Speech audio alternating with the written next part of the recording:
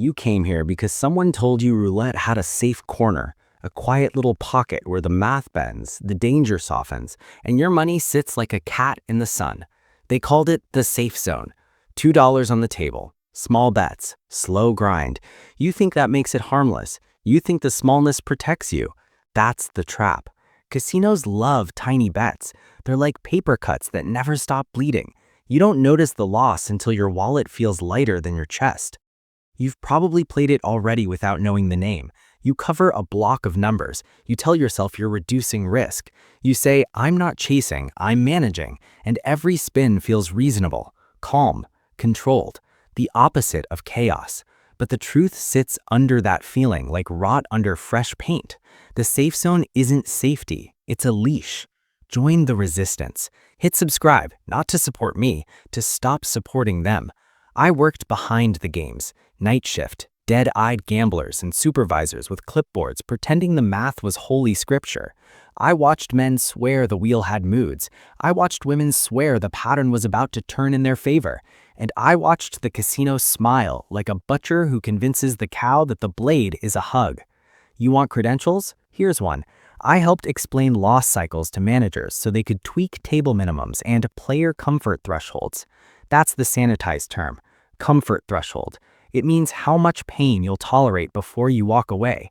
The safe zone was designed to keep you inside that threshold, just enough hope to keep you sitting there, just enough survival to make you think you're smart. Tell me something, be honest. When the ball slows and hovers over a number you didn't cover, does your chest tighten like somebody snapped a rubber band around your ribs? Or are you one of those players who feels relief when you barely miss, as if losing almost is better than losing clean? Say it in the comments because I need to know whether I'm talking to the hopefuls or the ones already broken. Let's talk math. Not academic math, bar napkin math. That's the only kind gamblers respect after 3 hours of bad luck. The safe zone usually means this. You take a cluster of numbers, often a third of the wheel, sometimes a little more, and you blanket them with small chips, $2 units, maybe 16 numbers, maybe 18. Some guy online told you that covering more numbers reduces volatility. He uses phrases like probability cushion and risk dampening. Sounds scientific, makes you feel like a surgeon instead of a customer. Here's what's really happening. You trade sharp losses for slow leaks. It's like walking up an icy slide wearing socks soaked in motor oil. You won't crash to the bottom right away. You'll just keep slipping back an inch at a time until your legs are jelly and you don't remember where you started. The house edge doesn't care how many numbers you cover. It doesn't lean over the table and whisper, "Oh, you're cautious, I'll go easy." The edge is baked into every spin the way salt lives in seawater. You can sip it slow or gulp it fast. Either way, you're swallowing the same poison.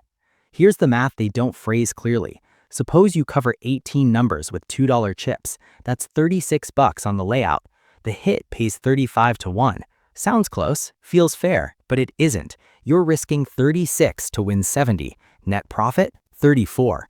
Miss just once and you burn the whole stack. And because you're covering so much, you think misses should be rare. When they show up in clusters, you take it personally. You think the wheel is mocking you. The casino knows your brain runs on emotional shortcuts. You see frequency as safety. I hit more often than I miss, you say. True, and completely irrelevant, because the losses aren't balanced. They're landmines, and every explosion wipes out multiple small wins in one heartbeat. Players say, yeah, but it's only $2. That's the lullaby. $2 repeated 100 times is not small. It's a tap dripping in the night, slowly filling a bucket you don't notice until it tips over. I've watched people burn through $600 playing what they proudly called conservative strategy. They didn't even look angry, just dazed, like someone who got robbed in slow motion. The safe zone teaches you a bad habit. It teaches you to tolerate near zero profits in exchange for emotional comfort. You're not playing to win, you're playing to avoid pain. And casinos are experts at monetizing discomfort. They want you to chase stability the way stray dogs chase passing cars, not to catch them, just to stay near something louder than your thoughts. Here's a scenario we used to study. A player sits with $100 and uses the safe zone pattern. They hit early, win 34, feel good. Then they miss, lose 36. So now they're down $2, but mentally they're even. They keep playing because the damage doesn't feel real yet. That zone between down a little and down a lot, that's the ranch where casinos raise loyal customers. The mathematical proof everyone loves to talk about, it's brutally simple. Every bet on a standard wheel faces the same structural tax. Zero, and sometimes double zero, is the casino's toll booth. Every spin, you pay rent to sit at the table. It doesn't matter whether you play bold or careful. The wheel doesn't reward modesty. It punishes participation. But there's another layer, one most players never hear about. The safe zone isn't just math. It's psychology embedded into probability. The spacing of the numbers you cover, the gap patterns, the expectation rhythm. It's engineered to toy with your anticipation cycle, to stretch and snap it in predictable intervals. And when you understand how that rhythm interacts with loss streaks, you start to see why certain tables felt cursed while others felt friendly, even though the physics never changed. And that's where the real secret sits, not in the payout chart, but in how your brain misreads the time between hits. We used to track engagement fatigue. That was the phrase the analysts used. What it really meant was this: how long you could be toyed with before you cracked. The safe zone stretches that line. It keeps you upright while the floor tilts. You think you're steady because you're still standing. You don't notice that the room keeps rotating. Here's what happens when the gap between hits widens. Your brain starts negotiating. You say, it's due. You say, the last 5 were outside the zone, so the next one should land there. That's not logic. That's superstition in a lab coat. The wheel has no memory. It doesn't owe you balance. But your instincts crave symmetry the way thirsty people crave salt water. You drink more and wonder why you're drier. I used to watch the data dashboards after a quiet losing streak. Players on safe zone patterns would increase coverage, not reduce it. They'd stretch into 20 numbers, 22. They thought they were reinforcing the wall. In reality, they were just widening the target area for the house to punish them. Bigger blanket, same cold night. The so-called mathematical proof behind the safe zone gets sold like a miracle diet. You reduce variance, they say. You smooth the ride. Sure, the ride is smooth. It's the cliff at the end that's jagged. Variance reduction doesn't erase the edge. It just irons your losses into a neat, tidy sheet you can fold into your pocket and carry home. Picture this pattern. You win 9 spins, small profits, 34 here, 34 there. You feel like you're building something. Then the 10th spin wipes out all 9 wins in one breath. Net result, you gave the casino your time, your focus, and your adrenaline, and they gave you a math lesson written in red ink. And you thank the table for good runs.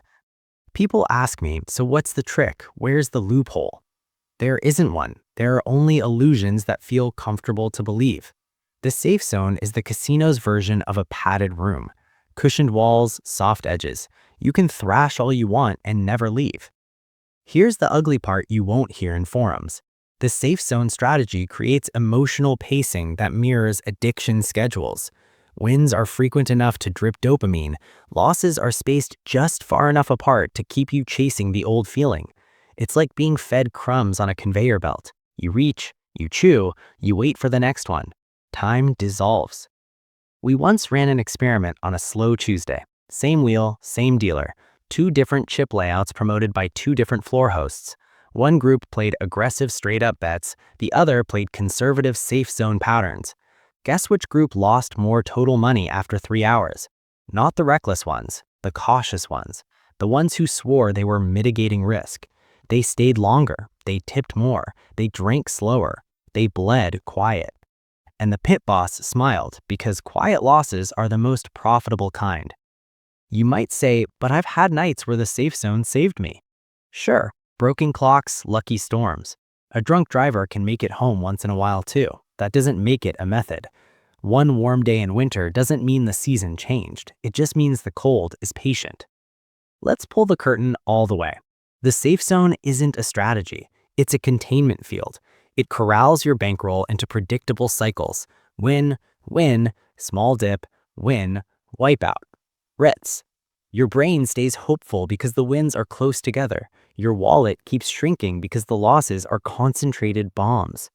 Casinos don't need you to explode often. They just need you to rebuild after every blast. And the math proof? Here it is in the simplest sentence possible. You are always being paid less than true odds. every single time. The difference between what you should be paid and what you are paid is the house edge. You can shuffle numbers, stock chips, whisper prayers, kiss the rail. The haircut stays the same. The safe zone just parts your hair differently. You might be waiting for a silver lining, some hidden tweak, a pattern nobody noticed except the insiders. Here's my silver lining. Awareness hurts, but it costs less than ignorance. The safest zone on a roulette wheel is the seat you stand up from. If you're still listening, you're not here for comfort. You're here because something in your gut knows you've been played. Maybe you remember that slow night where you walked out down $80 but told yourself you held your ground. Maybe you called it a learning session. Maybe you shrugged and said, at least it wasn't worse. That's how the safe zone wins. It turns losing into something you can tolerate. But here's the thing they never account for. Once you see the leash, it stops feeling like safety. There's a different kind of resistance. Not heroic, not glamorous, just quiet disobedience. It's the moment you recognize that the wheel isn't a puzzle begging to be solved. It's a machine built to turn curiosity into receipts. And you, for once, choose to not feed it. I'm not saying walk away because you're weak. I'm saying walk away because you're tired of pretending the blade is a hug. You don't owe the table another spin. You don't owe the house another almost. You don't need a safe zone to protect you from the chaos. The chaos is the business model. If you still insist on playing, do it with eyes open, not hope drunk, not math seduced. Set your line before you sit down and treat it like a locked door. No chasing, no comfort games, no just one more because it's close. Close is a fairy tale. Close is how they keep you seated. And if you ever hear someone brag about their safe zone routine, smile if you want, nod if you have to. But inside, remember what they really found. Not safety, just a quieter way to lose. That's the truth nobody pours you a drink for. The wheel doesn't care about your caution. The house doesn't reward your discipline. The safe zone isn't a shelter. It's a cage with cushions.